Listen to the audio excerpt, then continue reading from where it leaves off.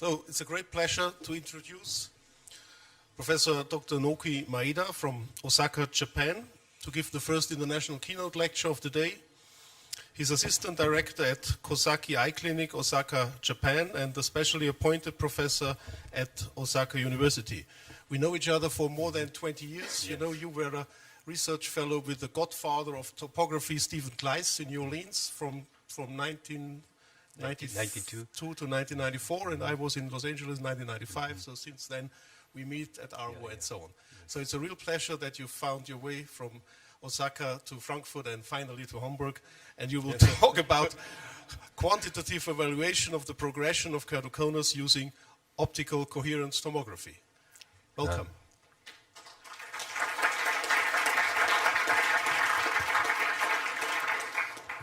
Guten Morgen or good morning. My name is Naoki Maeda, coming from Osaka, Japan, and it is my honor and pleasure to be here to deliver the international keynote lecture in such a wonderful, third Hamburg Keratoconus Center Symposium.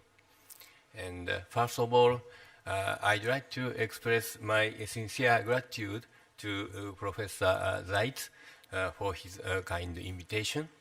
And I congratulate on this big success of this symposium.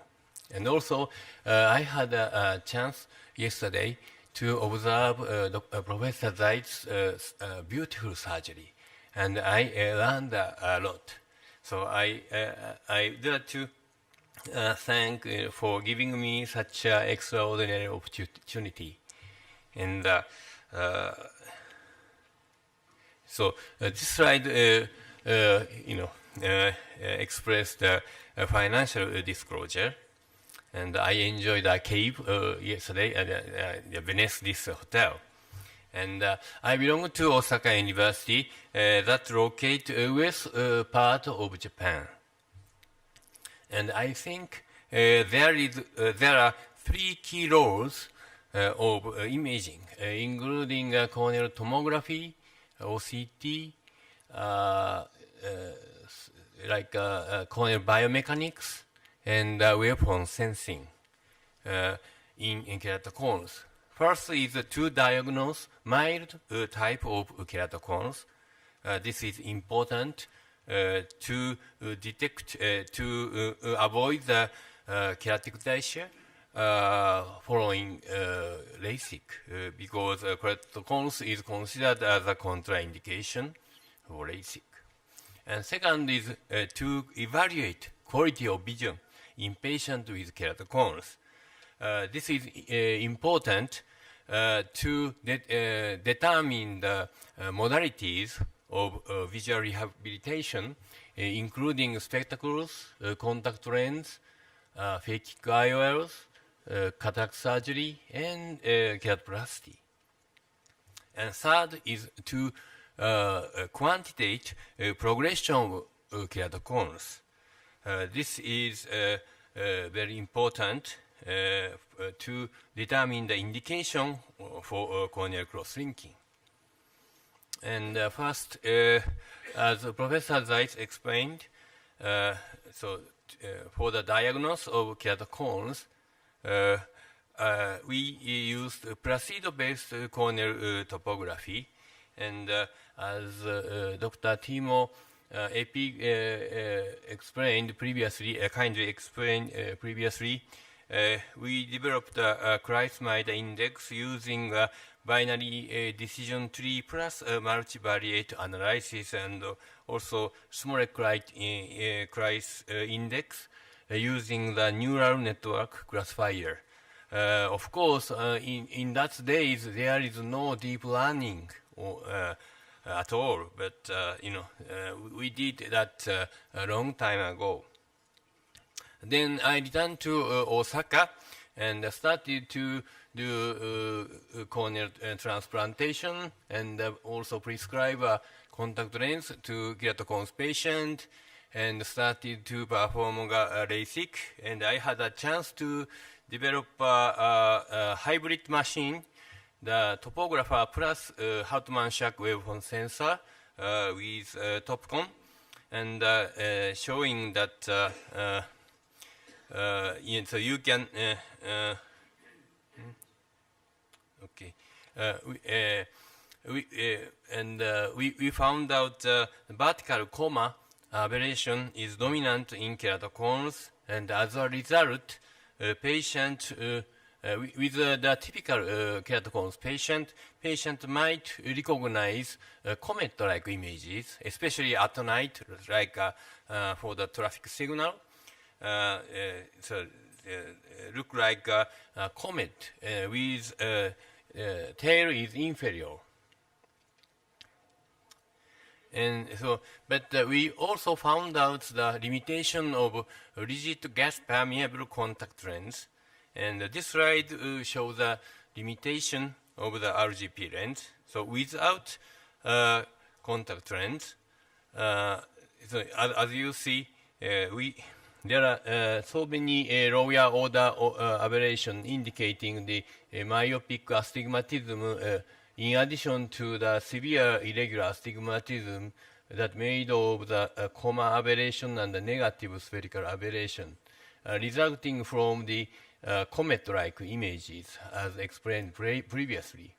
However, with RGP lens, lower order aberration was corrected, and images are getting better now. However, please note that there is a residual comma aberration even with RGP lens. And as you see, although the comma was reduced by the contact lens, you may notice that the pattern is reverse. So wavefront is faster in the inferior instead of the slower in the naive cornea. And you may notice that very small tail is inferior, not inferior, but to the superior direction. So this suggests that the residual irregular astigmatism with RGP lens is due to posterior corneal surface. We obviously cannot correct the irregular astigmatism due to posterior surfaces. And then, so to solve that problem, soft contact lens with asymmetric design is now trying. We are trying to create such a new contact lens with Manicon. And this is the 39 years old male with the condition of a keratoconus suspect and typical keratoconus pattern. And you will see the comma aberration. Although he can see more than 20/20, 1.2 with spectacles, but you will appreciate the improvement of the retinal images with a prototype of this asymmetric soft contact lens. And so main theme is quantitative evaluation of natural progression in keratoconus. This is very important, as Professor Zeiss suggested. And this is for decision making and evaluation of treatment. But also, that is very difficult because no definite definition of progression or long-term follow-up without surgery is very difficult. And we need to measure from mild to severe case with same machine for a long time. And we are not sure which parameters, refraction, K readings, corneal thickness, or topographic indices are appropriate for the evaluation.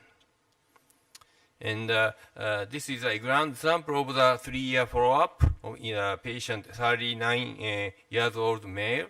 And right eye has keratoconus and, right eye is keratoconus and left eye is keratoconus suspect. And how do you think about the topographic changes? So this is advancing, or how about the thickness profile? So it is difficult to judging the progression, and also we don't know this is a significant or not significant. And currently, swept source OCT for anterior segment is available, and that has a wavelength of 1310 nanometer, and vertical resolution is like 10 micron, and very fast, and cover the wide range of the cornea. And this machine, the advantages of OCT over conventional corneal tomographers is faster and capture the images less than 0.3 seconds, and cover the wide range. For topography 10 millimeter, and you can get cross-sectionary images up to 16 millimeter. And you can see the images deeper because of the infrared, and no dazzling during the measurement. And you also you can do lamellar analysis like this, so for post-LASIK or post-DSEK. Okay. So we compared the corneal tomography in keratoconus between a Scheimpflug camera and the OCT, and found out that similar to the Professor Zeit's results, both machines are very accurate for the segmentation of anterior or posterior surfaces. And there is a very good agreement with both instruments, except for the cases which has scars. In such case, infrared has advantages over the blue light. And we conducted a retrospective study with a subject of 270 eyes. So this is not as many as the keratoconus center here. But we followed up with the same machine from 1.3 years to 5.79 years, and using the swept source OCT, and progression was judged by the GEE nonlinear regression model. And for this analysis, we used the 5 indices, which cover the 3 features of keratoconic cornea has. One is asymmetry, so displacement of the cone was evaluated by a distance of thinnest point from center. And for checking thinning, minimum corneal thickness was used. And for showing the steepening or protrusion of the anterior and posterior surfaces, anterior best fit sphere or posterior best sphere or maximum K reading was used. And this slide indicates the result of posterior best fit sphere representing the steepening of posterior surface, because patient wear the RGP lens, maybe posterior surface might be better than the anterior, and the horizontal axis is the age of that eye. So each line means each eye, and the vertical axis is posterior best fit sphere. And the blue line indicates the clinical keratoconus, and the green indicates the keratoconus suspect, and the red line means the formifrust keratoconus, and the dotted black line is the normal control. As you see, in general, the younger generation tend to become steeper. Progress the curvature, steepening in younger generation, especially steeper cornea. But please note that even in their 50s, with some mild cases, still tend to progress. showing like this. And even in very old patient tend to progress. And interesting thing is so cross mark indicated the last examination before acute eye drops, and as you see, all the eyes with acute eye drops tend to progress very rapidly before the event of acute eye drops. And this table shows the incidence of progression of keratoconus. And for this table, the patient less than 30s, about 26% of eyes progressed. And between 30 to 45, 70%, and surprisingly, even more than 45 years old, 8% of eyes progressed. We judged the progression is more than 3 standard deviations from the repeatability of the subject. And this is the graph for anterior best fit sphere. That means steepening of anterior surface, and the same trend was found. And this is Kmax. Kmax is most frequently used as a measure for progression or inhibition of keratoconus progression. But please note that repeatability of Kmax is not as good as that in anterior or posterior best fit sphere because of the natures.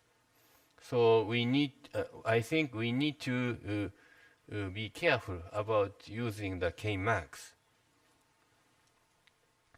And this table in graphs, scatter plot in graphs indicated a minimum corneal thickness, and also same trend was found. Now, how about asymmetry in progression of keratoconus? And different from the previous graphs, no remarkable change was found. So we can say there is no progression in terms of asymmetry. And the GE model indicated that statistically significant progression was especially remarkable in younger age with steep cornea. And based on this researches, we created the trend analysis in CASIA 2. So this is something like a trend analysis in automated perimetry. So this is for the 6 years and 7 months of period in this eye. So you can choose a best fit sphere or maximum K or pachymetry as you like. But posterior best fit sphere, so this zone is a normal range and didn't change for this long term, and no significant, without significance. And that is also true for the pachymetry. However, for this case, between the 7 years and 8 months, there is significant progression was found, and that was also true for pachymetry. And you will quantitate the progression like minus 0.07 millimeters per year or minus 10 micron per year with this system. So in summary, swept source OCT can measure corneal tomography from mild to severe keratoconus accurately. And keratoconus is progressive, especially in younger patients and those with advanced eyes, for thinning and steepening, but for asymmetry. A remarkable progression was found before acute eye drops. And incidence of natural progression is 26% for under 30 years old, and 70% between 30 to 45 years old, and 8% for more than equal 45 years old with a university hospital setting. So finally, I'd like to acknowledge my co-authors listed here. Without their help, I could not do anything. And one more thing is our chairman, Koji Nishita, will hold the Asia Cornea Society year 2020 at Osaka. That is the year of Tokyo Olympic and after the Olympic. So in Osaka, we have a very, Asian atmosphere. So, so many restaurants and strange stuff here. And this is Burugu, Osaka, with tall building. And we have a very nice Kaiyukan aquarium, so huge sharks here. And also for the children, Universal Studio Japan located at Osaka. So thank you so much, and Dankeschön for your. I forgot to. No. Sorry. Anyway, thank you so much for your attention.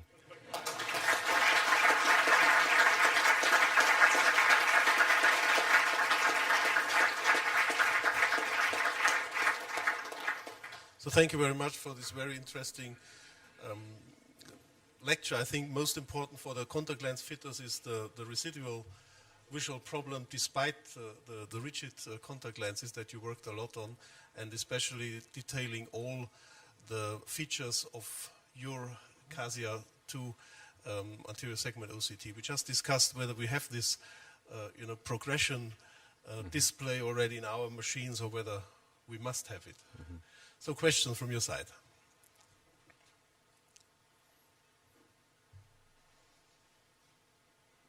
Contact lens fitters, no questions? So what do you think? Why, or do we need both? Do we need the pentacam and the anterior segment OCT, or do we need only the anterior segment OCT maybe?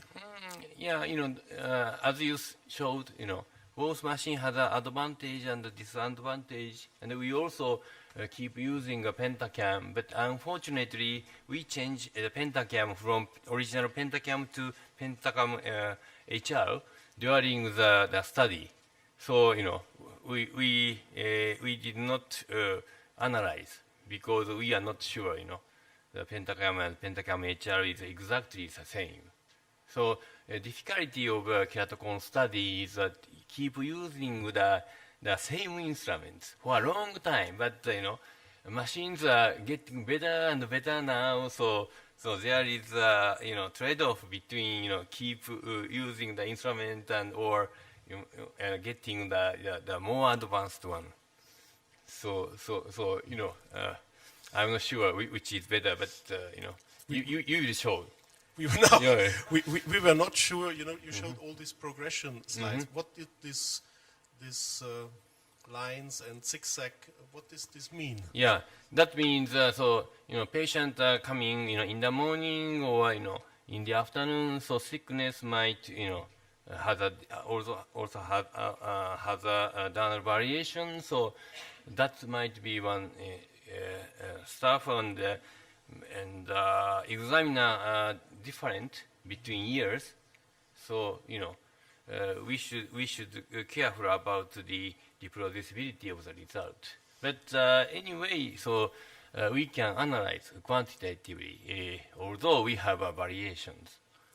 And so how do you define progression in Osaka? I did not see that on your yeah. So you first checking the reproducibility of the instruments, and consider the three standard deviation of the repeatability. And if the measurements are beyond the three standard deviation, that is, I think, definitely progressing. So important point is to check the progression with the highly repeatable instruments. Okay. And be careful using Kmax. Yeah. I think so it's my message. Yes. Questions from the audience? So Naoki, thank you very much for giving this lecture.